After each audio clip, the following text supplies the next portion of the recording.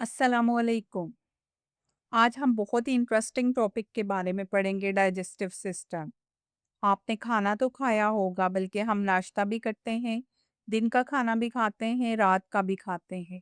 क्या आपने कभी सोचा है कि कौन-सा सिस्टम होता है जिसके तहत हमारा फूड डाइजेस्ट हो रहा होता है, डाइजेशन का प्रोसेस हो रहा होता है? ऐसे तो हमें फ़ील होता है कि नवाला मुँह में डाला, उसके बाद चबाने के बाद स्टमक में पहुँच गया। मतलब हमें ये बहुत ही सिंपल चीज़ें लगती हैं, लेकिन इसके लिए अल्लाह ताला ने प्रॉपर एक सिस्टम बनाया हुआ है। डाइजेशन है क्या? Breaking down of complex food material into simple food material with the help of chemicals. For example complex food break down होती है सिंपलर फूड में।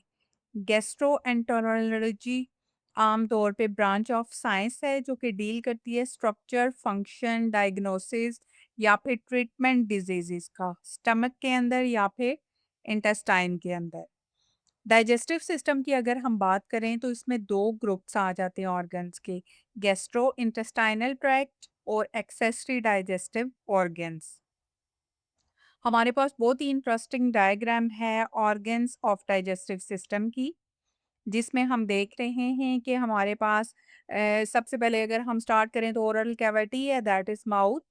फॉर एग्जांपल कोई भी खाने वाली चीज़ जो होती है, फर्स्ट पार्ट जो होता है डाइजेस्टिव सिस्टम का, दैट इज ओरल कैविटी। उसके बाद टंग आ जाती है, उसके बाद पैरेटेड ग्लैंड्स होते हैं बहुत सारे, सबलिंगुअल ग्लैंड आ जाता है, देन सब मैंटिबुलर ग्लैंड्स होते हैं।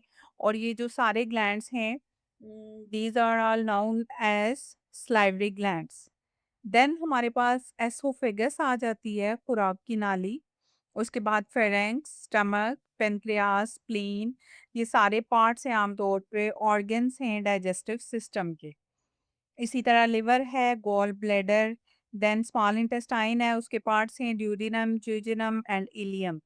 लार्ज इंटेस्टाइन को अगर हम देखें तो उसके डिफरेंट पार्ट्स हैं, transverse colon, descending colon, ascending colon, caecum, sigmoid colon, rectum आ जाता है, वर, वर्मीफॉर्म अपेंडिक्स आ जाती है, and then anal canal, and then anus. अगर हम डाइजेस्टिव सिस्टम को देखें तो इसमें mouth, pharynx, oesophagus, stomach, small intestine, large intestine, ये सारे पार्ट्स हैं इसके। उसके बाद अगर हम एक्सेसरी डाइजेस्टिव ऑर्गन्स देखें तो उसमें टीथ आ जाते हैं, टंग, स्लाइवरी ग्लैंड्स, स्लाइवा जो कि हमारे फूड को या जो भी चीज़ हम खा रहे होते हैं उसको मिक्स अप करता है, उसको नरम करता है। उसके बाद liver, gall bladder, pancreas.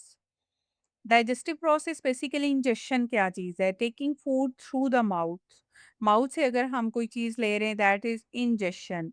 Movement क्या है कि जो फूड है along the gastrointestinal tract move कर रही है और कैसे हमारे स्टमक में पहुंच रही है।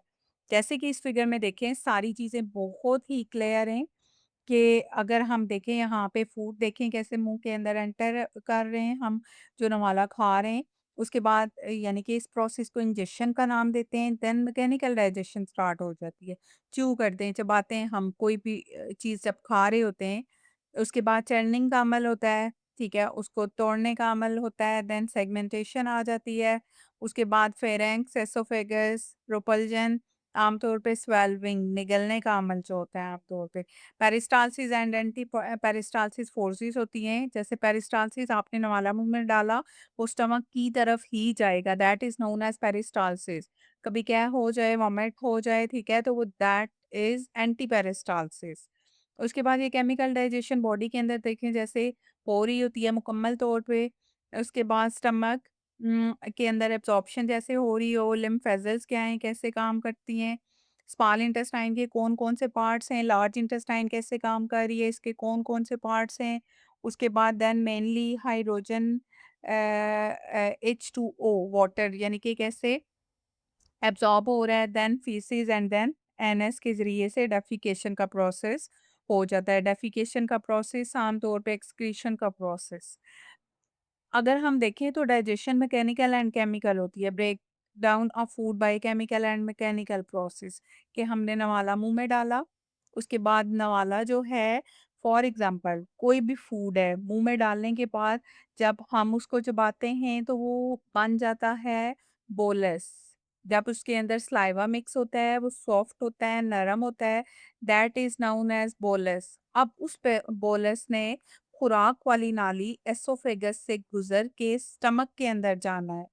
अब जब वो मज़ीद उसमें से बहुत सारे ऐसे सब्सटेंसेस जिनकी ब्रेकडाउन हो जाती है, बहुत सारे आम तौर पे एंजाइम्स जब उसके अंदर मिक्स हो जाते हैं स्टमक के अंदर, तो वो बन जाता है काइम, CHYME काइम, जो कि मज़ीद क्या होता है, एक सेमी लिक्विड फॉर्म में आ जाता है। अब जब भी हम कोई चीज़ खाते हैं तो उसकी जो यूज़फुल पार्ट्स होते हैं या उसके अंदर जो इंग्रेडिएंट्स होते हैं यूज़फुल, वो अलग हो जाते हैं, बॉडी इनको एब्ज़ॉर्ब कर लेती है और उसके बाद वेस्ट मटेरियल बनते हैं जो कि आम तौर पे अनडाइजेस्टेड पार्टिकल्स होते हैं। एब्ज़ॉर्प्शन क्या है? ट्रांसपोर्ट ऑफ डाइजेस्टेड मटेरियल, जो कि आम तौर पे कार्डियोवैस्कुलर या फिर lymphatic system for distribution to cells. For example blood कैसे बनता है बॉडी के अंदर, कोई भी चीज़ अगर हमने खाई है तो वो काम कैसे करेगी, एनर्जी कैसे प्रोवाइड करेगी बॉडी को, सारा प्रोसेस होता है एब्जॉर्प्शन से, कि एटीपी एनर्जी के पैकेट्स भी तैयार हो रहे होते हैं बॉडी के अंदर। आपने अक्सर देखा होगा अगर हम वॉक कर रहे हों या कोई भी हार्ड एक्सरसाइज कर रहे हों, ऐसे नहीं होता साथ-साथ हम खा पी रहे हों, ऐसा कुछ भी नहीं है। बल्कि क्या होता है कि जो बॉडी के अंदर एनर्जी के पैकेट्स बने होते हैं, वो ही यूटिलाइज़ हो जाते हैं। एटीपी टूटा, एडीपी बना दिया, मज़ीद एनर्जी कम हुई, एडीपी भी टूट के एमपी एडेनोसिन मोनोफॉस्फेट बना देगा। यानी कि बॉडी के अंदर जो एनर्जी के पैकेट्स होते हैं, वो यूटिलाइज़ हो जाते हैं। सबसे एंड पे आ जाता है defecation. Defecation basically elimination of indigestible substances, जो कि बॉडी से आम तौर पे in the form of faeces waste material की फॉर्म में एक्सक्रीट आउट होते हैं, आम तौर पे बॉडी से एलिमिनेट होते हैं। ये था हमारा डाइजेस्टिव प्रोसेस जिसमें हमने सिंपल देखा है कोई भी चीज़ इनटेक जब होती है इंजेशन, तो वो कैसे खुराक वाली नाली से गुजर के स्टमक से गुजर के एब्ज़ॉर्प्शन कैसे होती है और डेफिकेशन कैसे होती है। फॉर एग्ज़ाम्पल वेस्ट मटीरियल कैसे एक्सक्रीट आउट होते हैं। शुक्रिया।